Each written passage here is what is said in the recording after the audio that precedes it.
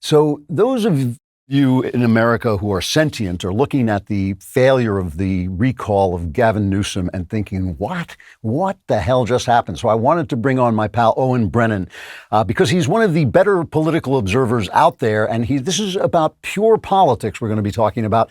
Owen was the speechwriter for Mayor Rudy Giuliani. He was a producer at Fox News. He now runs Madison McQueen, which is one of the best producers of political videos for candidates. They also made No Safe Spaces with Adam Carolla and Dennis Prager. Owen, are you there? Hey, thanks so much for having me, Lord Clay, master of the multiverse. Thank you. I appreciate that. I keep wanting to get that printed on my card. I forget.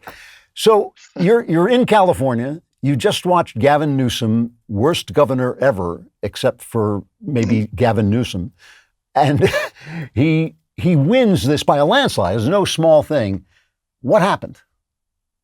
Well, he wins it running away. Really, if you look back in August, the polls were really tight within the margin of error of getting rid of Gavin Newsom.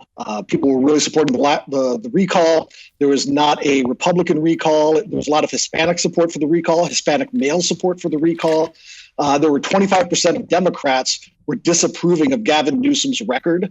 And then there was more than 60% of independents. You got to remember, like California, this is going to be a big surprise to you, but California is not America, right? Democrats outnumber Republicans 2-1. There's 25% of this state is registered as a GOP voter. 50% of the state is registered as Democrats, and the rest are independent or some crazy party. So in order for the recall to pass, you needed to do a couple of things. One, you didn't want to energize and anger Democrats or scare them, to come out to the vote. Because again, we ship out ballots to every single registered voter, right? We make voting really easy in this state, which is, when you make things easy or cheaper, I don't know, like look at all the great products that we get from China. Maybe it isn't a good idea. So it's very easy to vote. It's very easy to just check the box on your ballot and send it back in through the mail. And people were really angry at Governor Gavin Newsom and his track record. I mean, if you look at the number one issue besides his handling of COVID was homelessness. You look up and down this state, it's not just San Francisco, it's not just Los Angeles. It is Bakersfield and Fresno. There are cities all over the state with tent cities all around, and people it's not a Democrat or Republican thing to want your sidewalks to be clean. So people were rightly enraged on both left, right, and center, and they were getting ready to come out. And what happened in August was that Larry Elder jumped in. And Larry Elder had a very specific strategy. President Trump won about 6 million voters in 2020 in California. Joe Biden won 11 million voters. So It was like a 30-point shellacking of Trump out here. But Larry said, hey, what if we go after the most activist core of the Trump voters, find them on Facebook, get them energized, gin them up, and we'll be able to really get out there. Unfortunately, by doing that, when he put his name in the ring, Gavin Newsom really just was like, he was going to make this entire election about Larry Elder. And Larry Elder obliged. He went out there and just, he was on Fox News all day long. He did not participate in any of the debates we had in this state.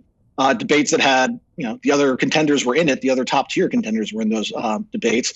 He had one kind of disastrous interview with the only statewide political show we have in California.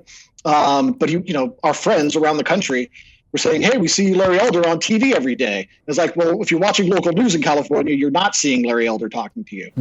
So he had a very strange sort of national strategy to sort of go after, again, strong Trump supporters, maybe 3 million or so from California who are on social media, whip them up. That helps you get your message out to people who look just like them in other places on social media. And he raised $18 million. I mean, that's a lot of money. He was making as much money every day as other candidates were making in a month, or bringing in through donations. So, was that a strategy for being elected governor of California? I don't think so. That's not a strategy. Perhaps he's got his eyes on Iowa. So, with this much money in a war chest, he certainly didn't spend it all. He spent a lot of money. He spent a lot of money on TV. He's made a lot of consultants, not me, wealthy. But he's going to have a little bit of a war chest after here. And I think if he's honest with himself and he looks at the state, he's like, I can't get elected here. I can't get elected. We have a mayor's race up in Los Angeles. Can he get there? No, I think the numbers are even harder against him than they are statewide. So he's too conservative, basically, for California. Is there the New York Times, other leftist outlets are basically saying this is a warning to Republicans, and this shows that we're not doing as badly as the polls say we are, and we can keep the House and we can defend our Senate majority. Are they right, or is this very specific to California, or is there something we should learn from this? Well, I think so this is an extinction level event for Gavin Newsom, right? And I think he's probably learning the wrong lesson.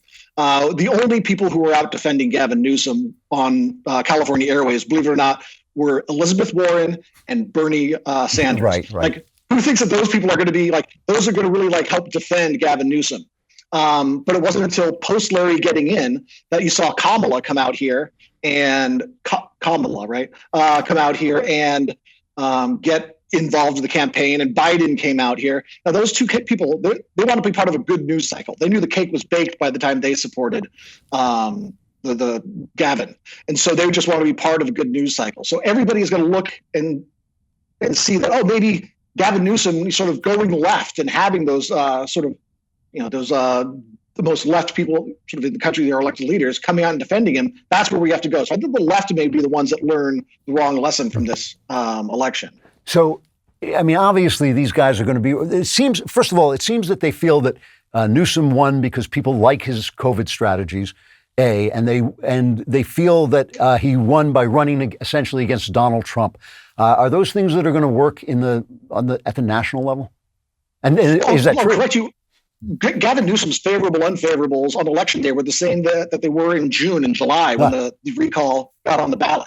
Like, none of his advertising, $30 million in advertising, didn't make his favorables move, right? People just said, Larry Elder, we can't have him be our governor of California. So So it's frustrating for some conservatives because they feel that they're always being stuck with rhinos or with, Jeb exclamation point, because the Republican Party is always trying to avoid this kind of situation. Is there a way, I mean, maybe not in California, but is there a way to run a conservative so that he can win? Yeah, I mean, if you look at what happened in the 90s with New York City, Mayor Giuliani ran against David Dinkins the first time, lost by 50,000 votes. The city continued to get worse. The city, sort of just plummeted. It looked like LA does today. And 4 years later, Rudy Giuliani was able to win by 50,000 votes. He was able to flip, 100,000 votes. Now out here, those numbers are a lot more challenging and daunting. I mean, we've got millions and millions of voters. But the one thing you can't do is anger the left when you run a candidate, and because they are able to get all of their people out. If this election had been a turnout of maybe 8 million. There's possibility that a candidate like Larry can get out there and get elected. But we already have 10 million ballots counted. Larry has about 25% of them were votes for Larry, and you and I had a conversation in August, and I told you that's where his ceiling was, and that's where it stayed the entire time. You did. You saw it coming down the pike. Hey, if you enjoyed this video, please like and subscribe. It means you will get more good content like this.